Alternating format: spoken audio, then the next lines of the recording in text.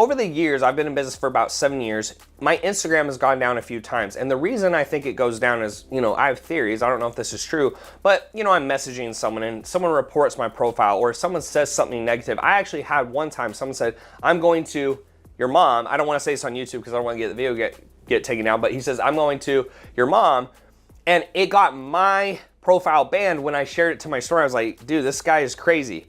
And so to get it back, I would usually go to a middleman who usually they will know a rep at Instagram or Facebook, and those people will never make it public because they could lose their jobs. But they'll go to that person, you pay them, let's say 5 or 10 grand, and then they will say, oh, I'll fix it. But in reality, they don't tell you this. They're a middleman. They give a portion to the person at Instagram or Facebook, and they will flip your account back on.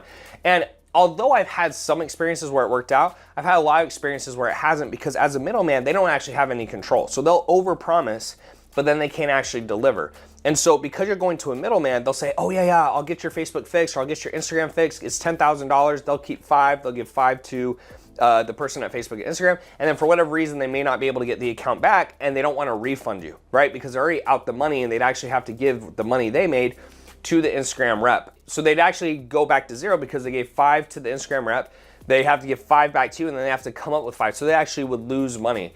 And I've just had a lot of bad experiences with that. Now I actually know how to go directly to the reps. It's a little bit of a gray area market, so I can't publicly, tell you who it is or like show you my sheets. Those are for my internal clients, but that has absolutely been one of the worst investments I made. So my advice to you is, if you ever have an issue with Instagram or Facebook, try to go directly to the source. Find someone who can get you in that league with those individuals, because if you're going through a middleman, they might overpromise and underdeliver more times than not.